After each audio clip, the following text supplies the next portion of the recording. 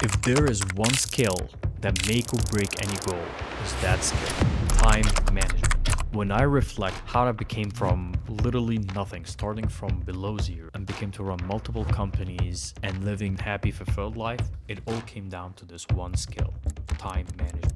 So in this video, I'm gonna share with you how I manage my time and why it's so important. And I'm gonna drop some tips that I do that I've learned throughout the years that made me better at it. Like right now, this notification, I'm not checking it out. There's so many books and tips and information about this one subject, how to manage your time and how to manage your time better. And I've tried so many of them. I tried waking up early, going to bed early, set the alarm. And honestly, this is what works best for me. So why is time so important? Everybody gets 24 hours in the day. No more, no less. And if you look around and observe, and this is very philosophical, you learn a lot by watching other people. If you watch somebody that doesn't have much going for them, you will see how they manage their time. But if you watch a very successful person, you'll see how they protect their time. And as you heard, protect your time like a hawk. Even when I was growing up in Egypt, they would say time is like a sword. You either have to take care of it, or you either have to manage it, or it will cut you. I came to realization the more I got busier, the more that the time became so valuable. When you're first starting, maybe you work in a full-time job, you're literally trading that time, the most precious gift, to another boss or somebody else, and you're getting paid for it. There's maybe 8 or 10 hours gone that you cannot control because you're working a job.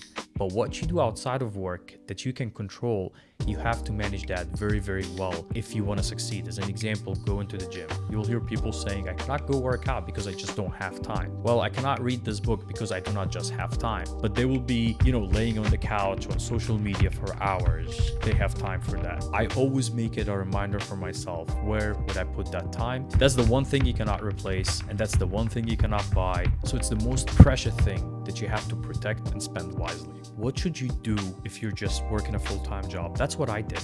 I worked my full-time job. I came home. I had to let go of things. I was real with myself. If I'm working 10, 11 hours, I'm sleeping 7, there's not really much left. If I want to put another 7, which is 24 hours, into learning this business, or let's say 5 hours a day into learning this business, I got 2 hours to spare. So every time I was find myself chit-chatting or on the phone for long, I'll try get off the phone.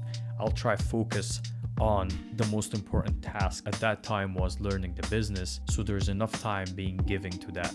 Now I manage my time totally different, but with the same exact idea, allowing the enough time to get the task done. If you have that time and you're putting into it, you might have to sacrifice some things. And when I was starting, I would hear people say, I sacrificed the weekends, I sacrificed Christmas. You might not have to get to that, but if it did, what does that mean is you understand that putting into time to things, other things are gonna fall. A lot of people talk about hey, work-life balance. You will hear corporates talking about that. I think work-life balance is a bullshit. Here's why. There's no such a thing as work-life balance. You cannot work all week and have 1 or 2 days off and tell me that's balance. What I like to call and use is counterbalance. So I will focus a lot of time, maybe 6 months, on this one thing, but by focusing on it, that will allow me more time in the future to be able to focus on more things. Back to that example, I was focusing on learning and starting and launching the business.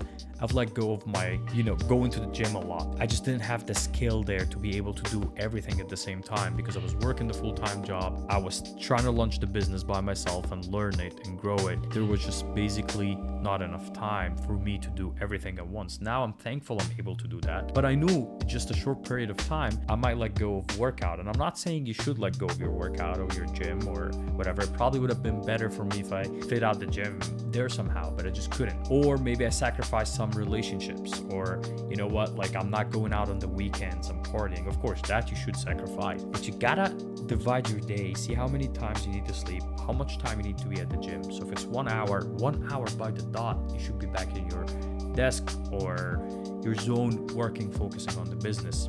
And fast forward now that I run multiple companies, I'm married, have a wife at home, there's a relationship that also takes time. I work out, I still eat clean, and I'm able to give my family time. It's not necessarily the easiest thing to manage, especially if you're not aware of it. And a lot of people are just reactive to the day. They wake up, okay, what should I do today? You find yourself saying yes to a lot of things and your time just being wasted. Organizing your time, and Jim Rohn says that, he's my favorite. He says, do not start the day unless you have a plan. So not start the week unless you have a plan, and then don't start the month until you have a plan. So I do that with everything.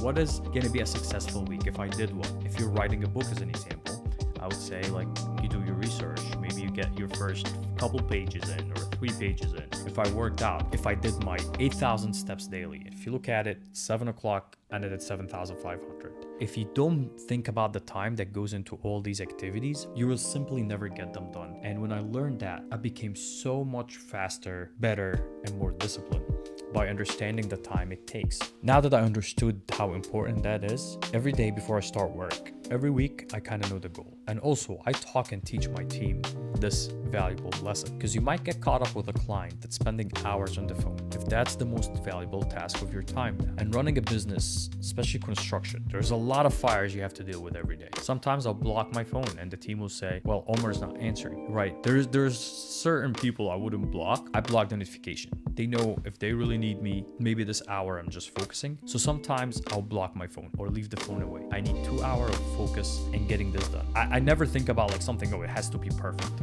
So when you think about like I'm gonna do it like perfect, you will never do it. But if I'm getting better every day, sometimes I have dips, then I go back at it. I'm happy with that as long as I'm improving, getting things done. I arrange the week, Monday to Friday as an example. I wake up early, have coffee with my wife, then I go to the gym, then I come back, do a couple hours of work. Or as an example, I'll finish the gym, I'll eat my meal. So I plan when I'm gonna eat my meal. So if I'm not planning that, I'll find myself picking up fast food on the way. By 9:30, I'm in the office working with my team till like 3, 4, and then 3, 4, I'm in my appointments. 5 o'clock, I'm home. Maybe 1 more hour work, then I'm spending time with my wife. That's just high level of the day. Now, during that day, let's say 9:30, I'm at the office. What am I doing at the office? What am I working on? Maybe I have sales to check in. Maybe I have one-on-one.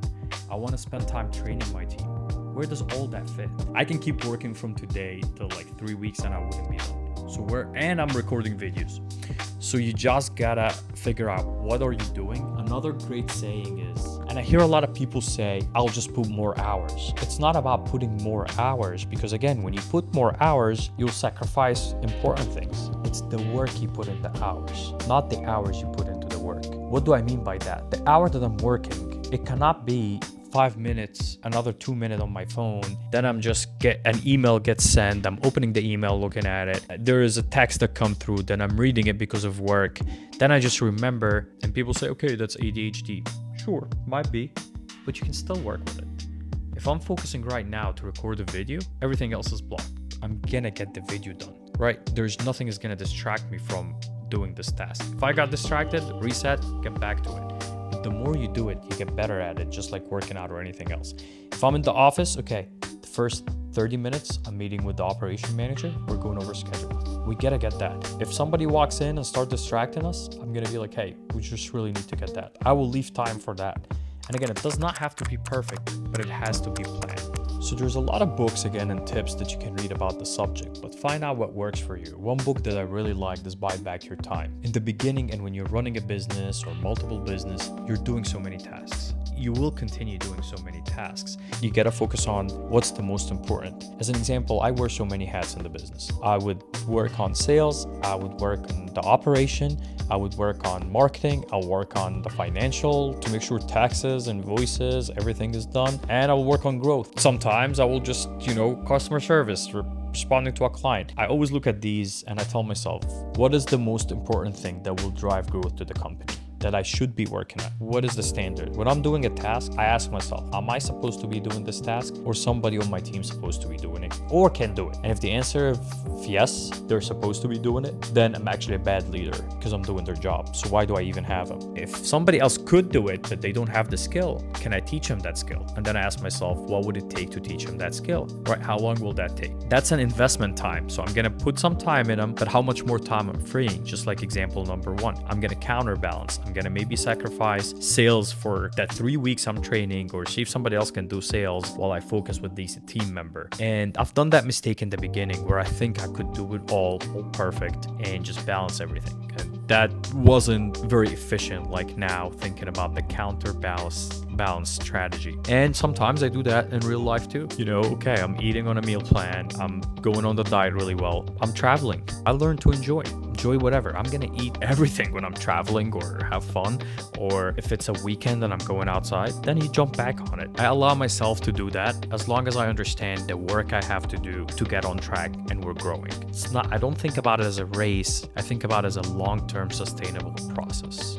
So learning how to manage your time is the most impactful skill over any other skill. So managing the time and understanding it is definitely the most important thing that can make or break any goal. And if you have enjoyed this episode, don't forget to subscribe, and I'll see you all on the next one.